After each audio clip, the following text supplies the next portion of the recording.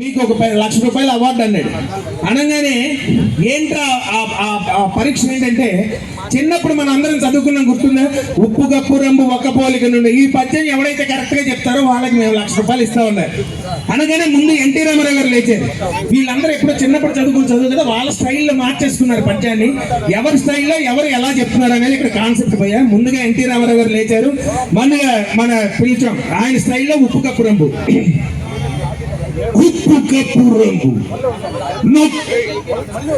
పోలికని చూడ చూడ రుచుల జాడలేరు పురుషులందు పుణ్య పురుషులు ఎవరుంటారు మేం తప్ప విశ్వదాభి రామ నందమూరి తారక రామ అనగానే సార్ అట్లా అనకూడదు, మీరు కూర్చొని పద్యం మార్చుకోవడం కూర్చోండి అన్న. వెనకాల అక్కినే నాగేశ్వర గారు వచ్చారు. ఈయన తోసుకుంటూ అమ్మగారి కట్టారు ఈ పద్యం చాలా బాగా చెప్తారు. ఉప్పు కప్పు రప్పు రకపోలికదు చూడ చూడ రుచుల చాడలే పురుషులంటూ పుణ్య పురుషులు ఎవరుంటారు నేను మా అబ్బాయి నాగార్జున తప్పు విశ్వనాభిరామ నాకు విస్కీ అంటే ప్రేమ అనగానే సార్ విస్కీ ఎక్కడి నుంచి వచ్చి కూర్చోడు అనగానే ఈ పక్క నుంచి సూపర్ స్టార్ కృష్ణ గారు వచ్చారు. అన్నగారి కంటే అక్కనే నాగేశ్వరరావు గారి కంటే పద్యం నేను చాలా బాగా చెప్తాను.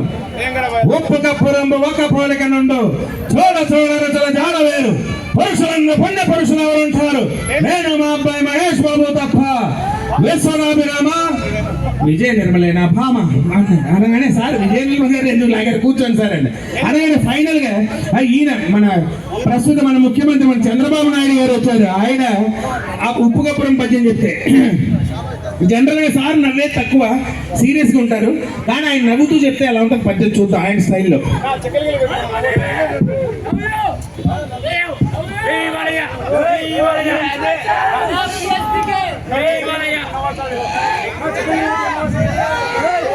ఒక్కసారి గట్టిగా చప్పట్లు కొట్టండి తమ్ముళ్ళు.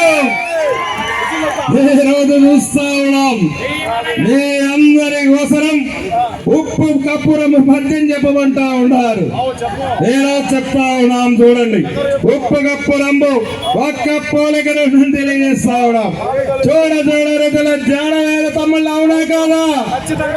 అలాగే పురుషులందు పుణ్య పురుషులు ఎవరుంటారు మేము మా అబ్బాయి లోకేష్ తప్ప విశ్వనాభిరామ ఎన్టీఆర్ మామా అనగానే సూపర్ సార్ సూపర్ మీరు కూర్చోండి అనగానే వెనకాల మన వైఎస్ రాజశేఖర రెడ్డి గారు వచ్చారు. మన పెద్ద ఆయన స్టైల్లో నమస్తే అక్కయ్య, నమస్తే చెల్లమ్మ, నమస్తే బాబా, నమస్తే బాబు, మీ అందరికీ 2 చేతులెత్తి మొక్కుతా ఉన్నాం సబరీయంగా. ఉప్పు కప్పు రంబు ఒక్క పోలిక నుండు చూడ చూడ రుచుల జాడవేరని తెలియజేస్తా ఉన్నాం. పురుషులందు పుణ్య పురుషులు ఉంటారు మేము మా అబ్బాయి జగన్ తప్ప విశ్వనాభిరామ చంద్రబాబు దిగట రామా. సార్ మీరు అన్నం పెడతాం గొడవలు అవుతాయి ప్లీజ్ కూర్చోండి సార్ అని కూర్చోబెట్టగానే వెనకాల మన మాజీ ముఖ్యమంత్రి గారు జగన్ గారు వచ్చారు. జగన్ అన్నయ్య వచ్చి సార్ వీళ్ళు ఉప్పు కప్పురం ఇవన్నీ రొటీన్ సార్, మేము యూత్ కదా కొద్దిగా చిట్టి చిలకమ్మ అమ్మ కొట్టిందా ఉంది కదా అది పాడతాం సార్ అన్నారు. సరే పాడండి అన్నారు. ఇవన్నీ సరదాగా దయచేసి ఎవరు ఫీల్ అవుద్దు భయ్యా, నేను మీ నవ్వు కోసమే. సో జగన్ అన్న వచ్చి చిట్టి చిలకమ్మ చెప్తే ఎలా ఉంటుంది, ఆయనకు బాడీ లాంగ్వేజ్ ఉంటుంది జగన్ అన్న గారికి.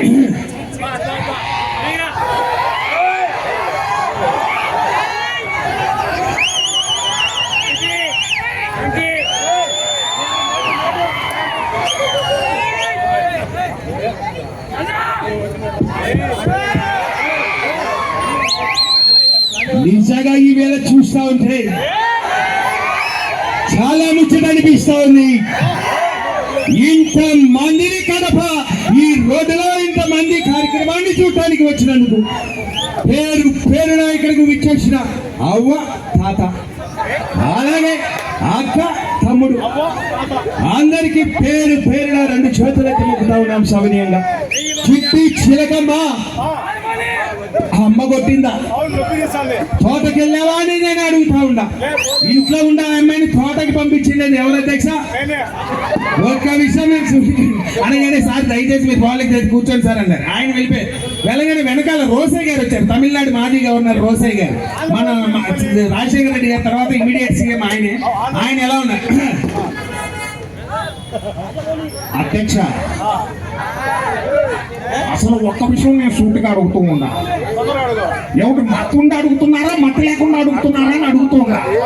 ఏవా, నా వయసు ఏమిటి, నాకు ఇచ్చిన పద్యం ఏమిటయ్యా? ఏమిటి చిట్టి చిలకమ్మ అమ్మ కొట్టిందా, కొట్టదా అంటే నేను అడుగుతాను. భయ్యా ట్రాన్స్ఫర్ దగ్గర అంటే దయచేసి ఆ ట్రాన్స్ఫార్మర్ ఉంది కదా. అరే కూర్చో, ఏందా లొల్లేది, లొల్లి కూర్చో. అరే నేను అడుగుతా ఉన్నా, చిట్టి చిలకమ్మ అమ్మ కొట్టిందా?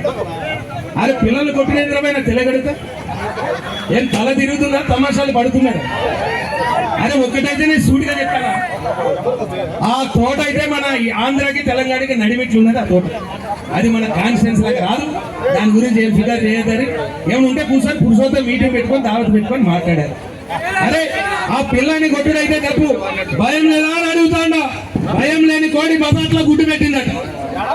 ఆయన నా తెలంగాణ పొట్టుకొని పొడుగొని కొడితే పొడుగొని పోసం కొట్టాడంటే ఇట్లాంటిది ఏం తెల్లది దేత్తరి పోసేమ గుడి. Thank you. సో ఇలాగ డిఫరెంట్ వాయిసెస్ అంటే ఒక రాజకీయ నాయకులు, సినిమా ఆర్టిస్ట్